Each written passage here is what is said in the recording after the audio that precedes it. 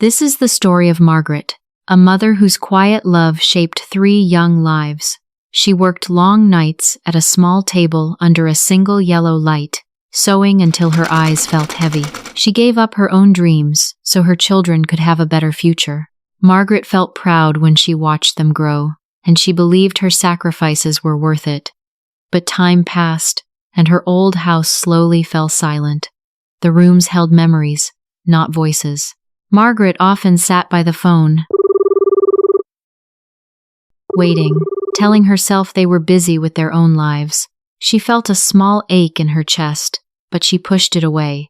Her children did not know it yet, but one day they would learn the truth. There was a moment when her phone stopped ringing forever. When Margaret was younger, her days were long and her nights were even longer. She sat beside an old sewing machine until midnight, guiding the cloth with tired hands. The soft sound of the machine filled the small house like a quiet song. Margaret felt hope each time she worked, even when her fingers ached. She looked at her children sleeping on the bed and felt a warm peace in her heart.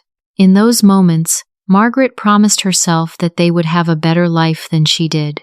She believed love meant giving everything and asking for nothing back. Time moved on, and the past slowly faded into silence. The sewing machine now stood in the corner, covered with a thin layer of dust. The house felt too big and too quiet for one person. Margaret often walked from room to room, touching old chairs and faded photos. In other cities, her children lived busy lives.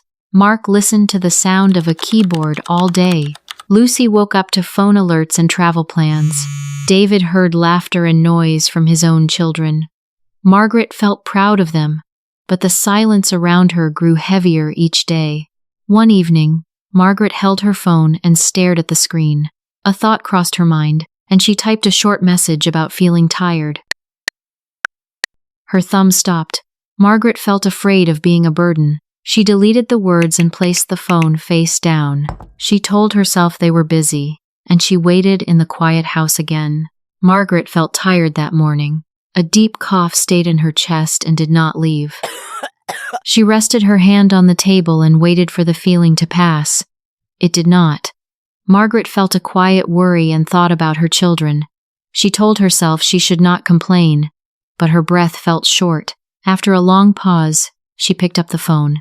Her fingers shook a little as she searched for the first number. Mark answered while looking at a screen full of numbers.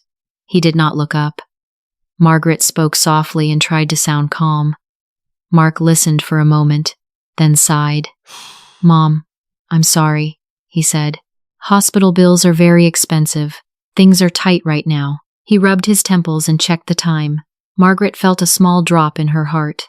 She said she understood and ended the call.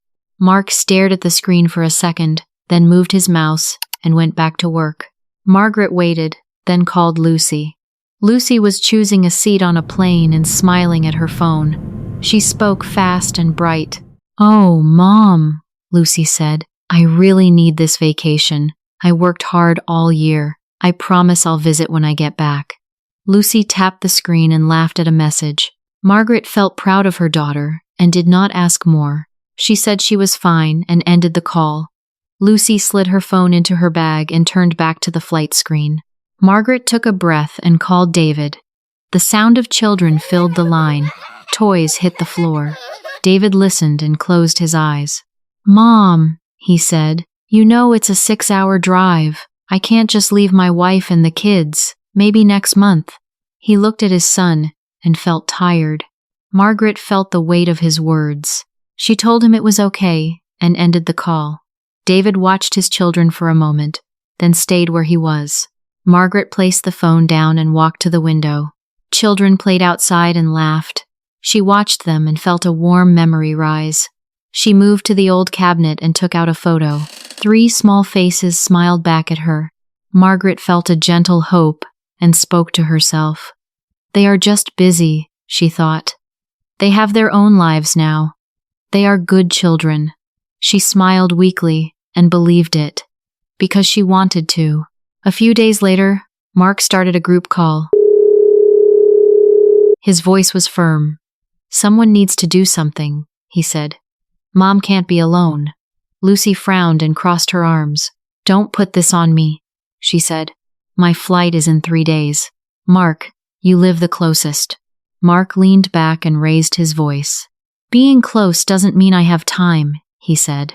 I have a big project. David, what about you? It's your turn. David looked away and lowered his voice. It's easy for you to say, he said. I have 2 small kids. Why don't we hire a nurse? Mark shook his head. A nurse? He said. Do you know how expensive that is? The call ended with no plan. In her house, Margaret knew nothing about the argument. She walked into the kitchen and filled the kettle with water. Her hands trembled as she poured the tea into an old cup. She sat in the chair and stared at the empty wall. The room felt still. The children had their reasons. But sickness did not wait for reasons.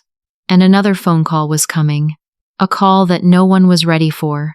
Mark saw a missed call on his phone during a meeting. He glanced at the name and thought he would call back later. He placed the phone face down and picked up his pen again. Minutes passed. Then all 3 phones rang at the same time. The number was not their mother's.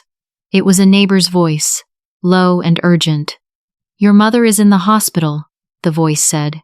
She collapsed. Mark dropped his pen, and it rolled under the table. He stared at the floor and felt his chest tighten. Lucy looked at her screen, and the words blurred before her eyes. She held the phone with both hands and did not speak. David sat still on the sofa, his body heavy, the noise around him fading away. At the hospital, they met in a quiet hallway. No one knew what to say. A doctor walked toward them and spoke softly. Your mother kept saying she didn't want to be a burden to you. The words stayed in the air. The 3 children looked at each other. In that moment, their excuses fell away, and a cold silence filled the space between them. A few days later, the phone rang again. Mark answered, and his hand froze. The voice from the hospital spoke slowly. We are sorry. Your mother has passed away. The words fell, and the line went quiet. No one spoke. Mark felt the room spin, and he sat down hard. Lucy held her breath and stared at the wall. David closed his eyes and pressed his lips together. For a long moment, there was only silence, heavy and still. Then they drove back to the old house. Everything looked the same. The chairs stood in place. The clock ticked. Only Margaret was missing. No one moved for a long moment. They began to clean in small steps. Lucy opened drawers and folded clothes. Her hands moved without sound. In the bedroom, she found a small wooden box under the bed. She called Mark. He took the box and felt its weight.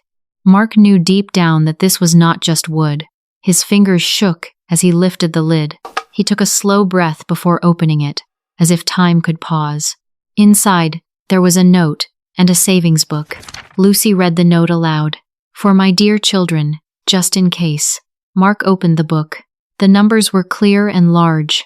Enough for hospital bills. Enough for trips. Enough for every excuse they had made.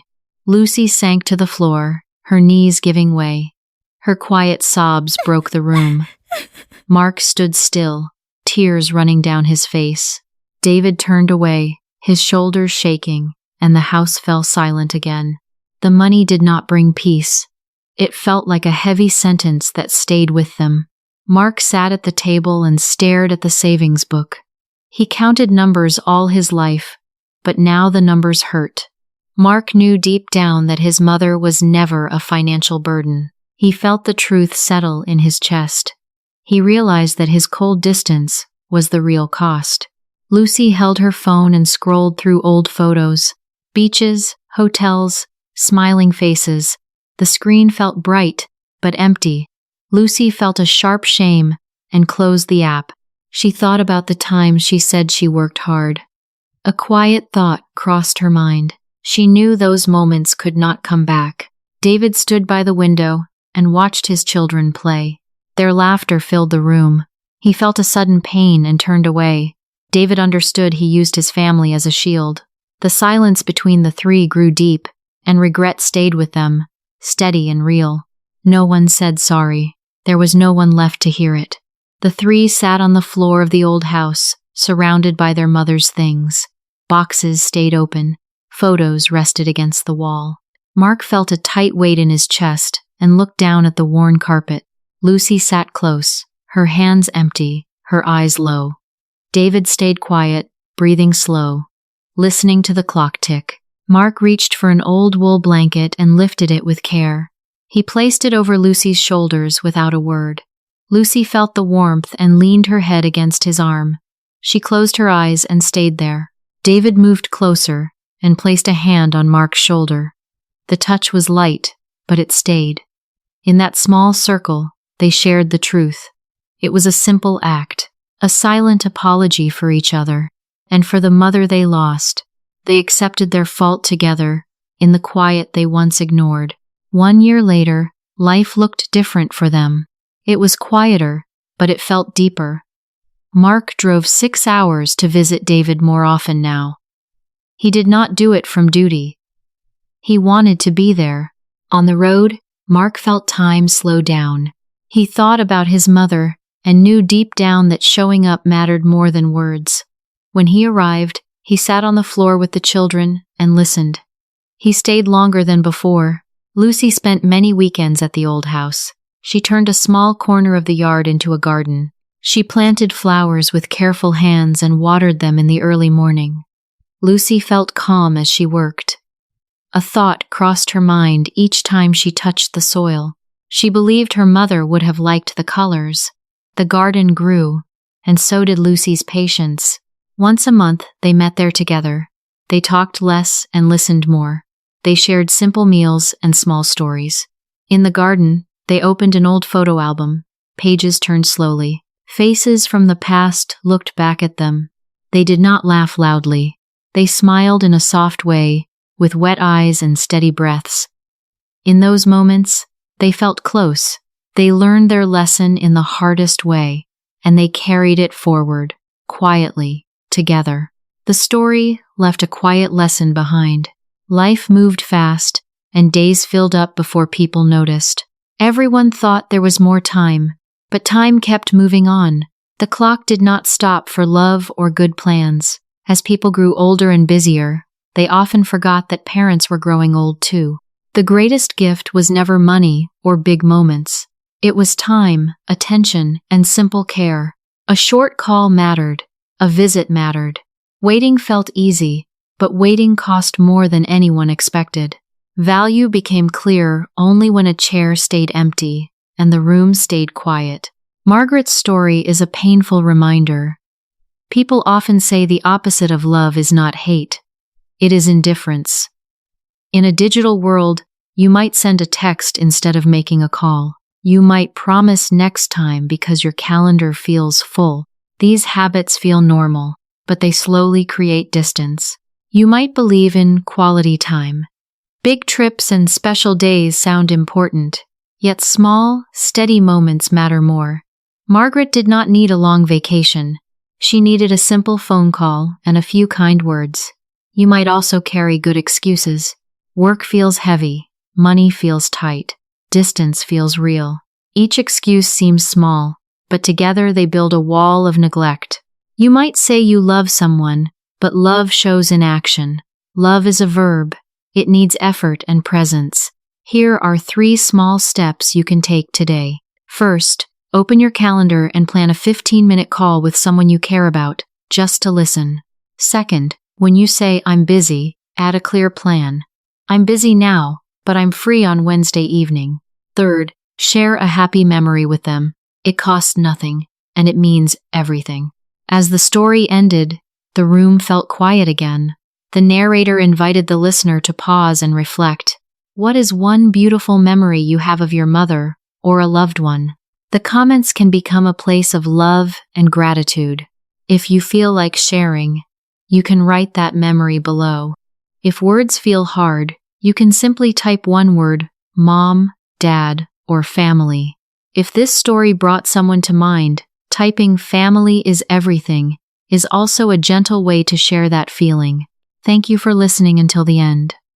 If stories like this help you think and feel, subscribing to Peak English Stories and liking the video truly helps. Take care, and be kind to one another.